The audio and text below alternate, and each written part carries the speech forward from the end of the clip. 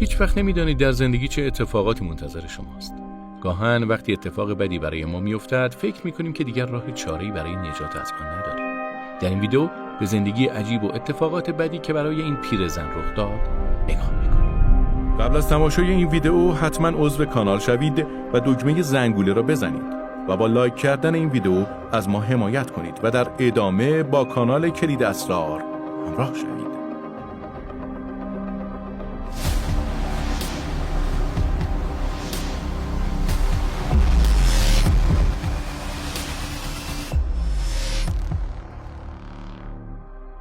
در روستایی در بلاروس پیرزنی تنها زندگی میکرد. وقتی بیرون میرفت سرش پایین بود و با هیچ کس صحبت نمیکرد. با توجه به این ظاهر او اکثر بچه‌ها میترسیدند و از نزدیک شدن به او خودداری میکردند.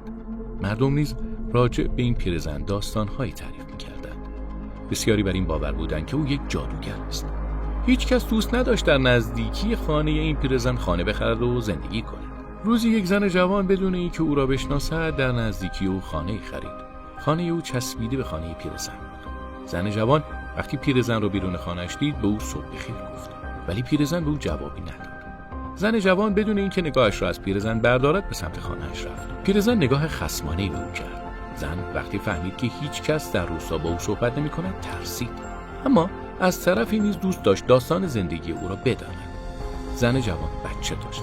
روزی وقتی بچه او گریه می‌کرد پیرزن فریاد زد و گفت ساکت شو.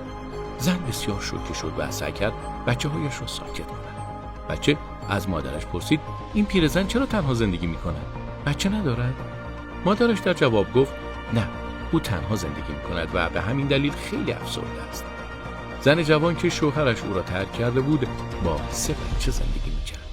به دلیل پایین بودن قیمت این خانه این محل را برای زندگی انتخاب کرده بود. پیرزن با اینی که خیلی عصبی بود ولی از طرفی او نیز کنجکاو بود داستان زندگی زن جوان و بچه‌هایش را بداند. هوا سرد شده بود و زمستان. به همین دلیل بیرون رفتن در این هوا کار بسیار دشواری. روزی پیرزن در خانه زن جوان را زد. زن وقتی او را دید بسیار شگفت زده شد. پیرزن گفت که به خرید می‌رود و از زن پرسید چیزی نیاز ندارد. زن جوان گفت نه، چیزی نیاز ندارم و از او تشکر کرد. زن جوان خیلی خوشحال بود که پس از مدت‌ها توانسته بود با پیرزن صحبت کند. وضعیت خانه زن جوان خیلی خراب بود. به دلیل برف و یخبندان قسمتی از سقف خانه فرو ریخته بود. از آنجا که برف وارد خانه میشد زن و بچه‌هایش خیلی سردشان بود. پیرزن متوجه این قضیه شد.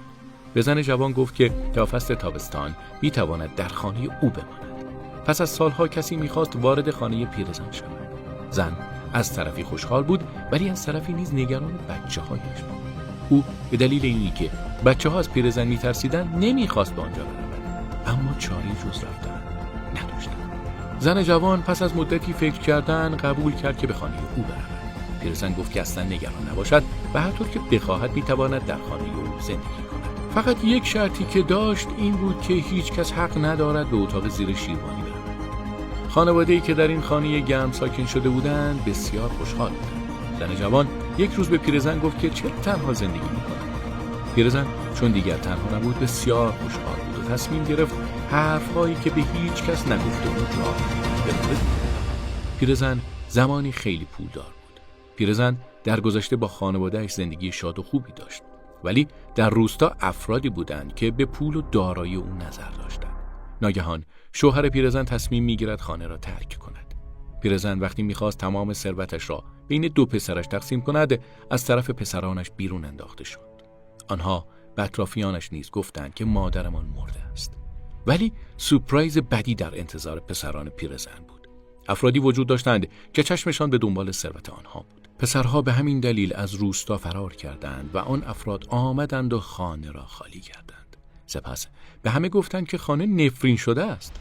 پیرزن پس از ماه‌ها به خانه‌اش برگشت. روستایی‌ها به دلیل بیکس بودن او سعی کردند با او کاری نداشته باشند. پیرزن تنها در این خانه بدون حرف زدن با کسی سالها زندگی کرد. زن جوان وقتی داستان زندگی پیرزن را شنید بیشتر به او اعتماد کرد و فهمید که او انسان بدی نیست. زن جوان نیز داستان زندگی خودش را برای